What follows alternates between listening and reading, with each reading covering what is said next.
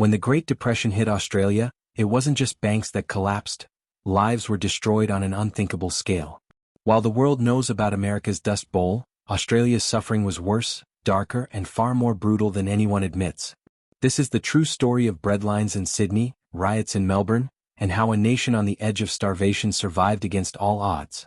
The shadows over sunburnt country. In the bitter winds of the 1930s, Australia, so far from Wall Street, was caught in a storm not of its own making. When the global markets collapsed, the tremors reached deep into the red soil of this young nation, shaking its foundations with brutal force.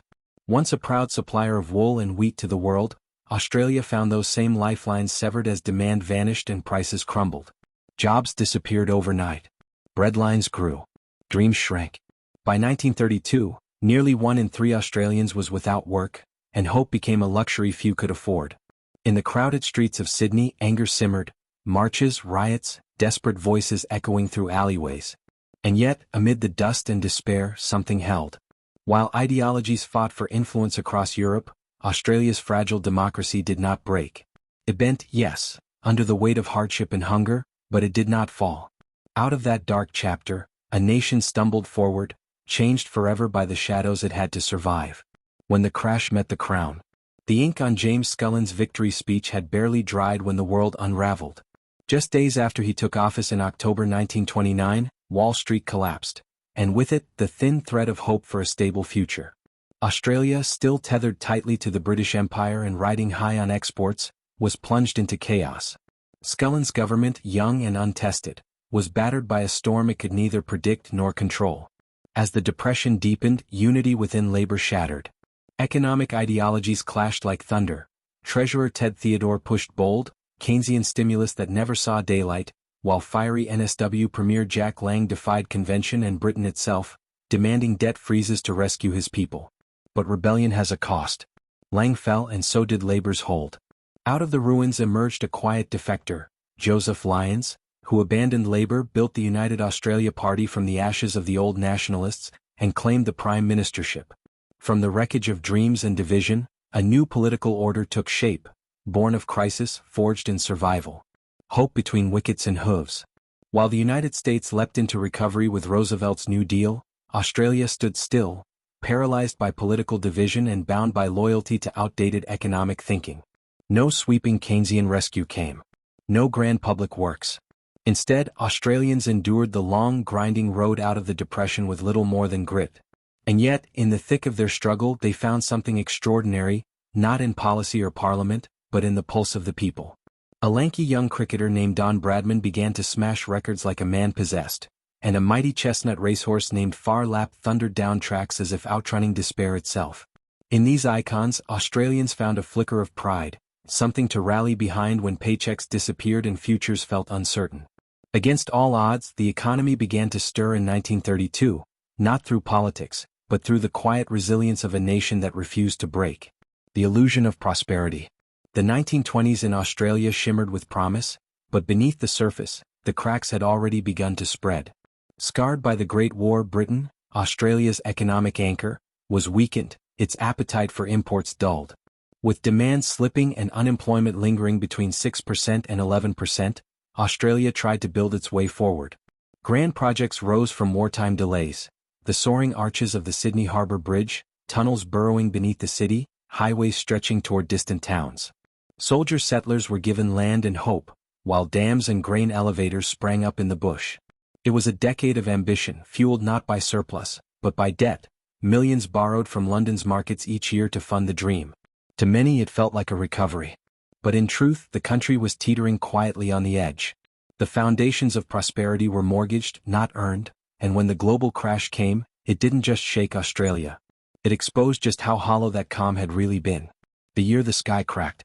By 1929, Australia was standing on a financial fault line, and it finally gave way. The decade-long illusion of growth, built on debt and fading imperial ties, shattered as global markets collapsed. The country's currency, long tethered to Britain's pound and the rigid gold standard, became a noose.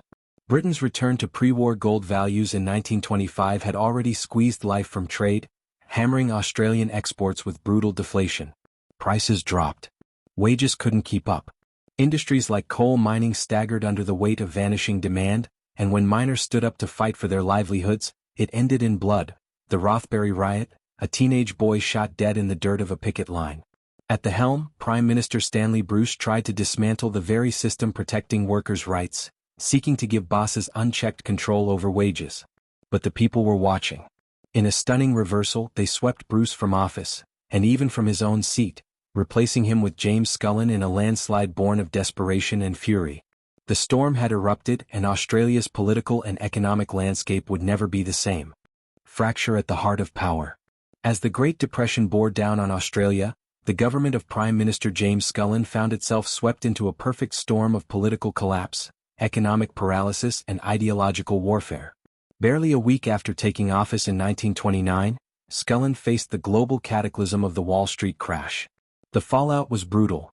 Exports plummeted, unemployment soared, and cities emptied as men wandered the countryside in search of work and dignity. Strangled by debt from the 1920s building boom, Australia teetered on the brink of default.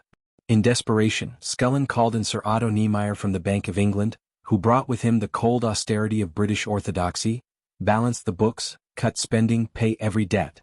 It became the basis of the Premier's plan, a medicine bitter enough to divide a party and a nation. Inside Labour, a civil war erupted. Treasurer Ted Theodore backed inflationary stimulus and public spending, echoing the ideas of Keynes, but was blocked by the Conservative Senate and a cautious Commonwealth Bank. In New South Wales, the firebrand Premier Jack Lang defied both London and Canberra, demanding a debt moratorium and monetary reform. His defiance brought him roaring into power in NSW, but it also sparked the Lang dismissal crisis and his ultimate downfall.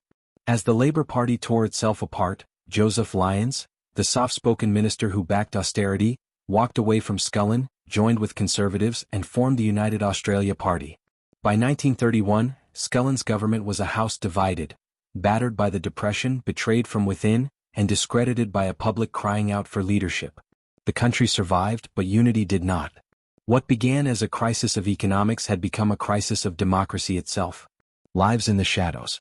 The Great Depression did not strike all Australians equally, it scattered them across a harsh new landscape, reshaping lives with quiet cruelty and unexpected resilience. In the cities, once bustling homes grew silent as jobs vanished and hope thinned. Families who had once lived securely found themselves planting vegetable gardens in backyards and alleyways, bartering with neighbors in makeshift cooperatives just to stay fed. For thousands of single men, there was no safety net, only cold nights in derelict hostels, hidden camps, or crumbling buildings like the old Redfern Fish Market. On the edges of cities, entire shanty towns rose, rough huts patched together from scraps, sheltering those cast out by banks and landlords. Some went even further, down into caves by the coast, living half-forgotten lives in the earth itself, while officials looked the other way, powerless or unwilling to help. And in the countryside, people drifted endlessly, following rumors of work that often disappeared before they arrived. Yet, amid the desolation there was a raw kind of unity, a stubborn will to survive, to adapt, and to endure in a world that had seemingly stopped caring. Hope in the ashes. By 1932, Australia was a country bruised but breathing, its people battered by years of despair, yet still on their feet.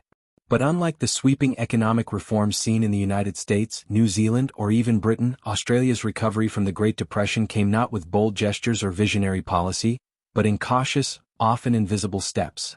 There was no Great New Deal here, no welfare revolution, only a slow grind toward stability. Manufacturing, quietly growing behind the walls of protectionist tariffs, began to stir to life. State and local governments pushed small-scale public works, and the devaluation of the Australian pound made homegrown goods more competitive abroad. Meanwhile, the global winds shifted, Britain began to recover, trade started to pick up, and bit by bit, so did Australia. But beneath the statistics of falling unemployment, down from a staggering 32% to 11% by the eve of World War II, lay a society that hadn't forgotten. There were still scars, policies that had failed, leaders who had clashed, and dreams that had died in the dust. And yet, somehow, amid a world still uncertain, Australia held on, its people finding strength not in grand promises, but in quiet endurance and the slow return of opportunity. Legacy of the Great Depression in Australia, from turmoil to transformation. The Great Depression left deep psychological and structural marks on Australia, shaping its politics, economy, and social fabric for generations. The economic collapse of the 1930s had shaken Australians' confidence in unregulated markets and limited government. When war came in 1939, it also brought the chance to rebuild the nation's economic philosophy. Under wartime leaders like John Curtin and later Ben Chifley, Labour seized the opportunity to reshape Australia. Drawing on the hard lessons of the Depression and the fear of its return, they implemented sweeping reforms guided by Keynesian economics. Emergency wartime powers enabled the creation of a command economy, and full employment became a national goal. Unemployment, which had once crippled the country, was reduced to nearly zero. In 1944, the government formally committed to economic planning for full employment with a white paper that would redefine the post-war economy. The Chifley government went further, pushing for nationalization of banks to ensure public control over finance, though this move was ultimately blocked by the courts. Still, their record was staggering: 299 acts passed in just 3 years, reshaping the Australian state from a passive manager to an active economic architect. Even after Labour's 1949 defeat and Robert Menzies' return to power, the legacy endured. Though conservative, Menzies preserved many of the Keynesian policies introduced by Curtin and Chifley. For decades after, Australia would be governed by a consensus that accepted the government's central role in managing the economy, pursuing full employment, and preventing another depression. The trauma of the 1930s taught Australia that markets alone were not enough, and that lesson, forged in hardship, would guide its post-war transformation into a more modern and resilient nation. The Great Depression reshaped Australia forever, but its darkest chapters are still barely discussed. Which other forgotten crises should we uncover next? Let us know in the comments. If you learned something new today, help us keep history alive. Like, subscribe, and hit the notification bell for more untold stories from History Love.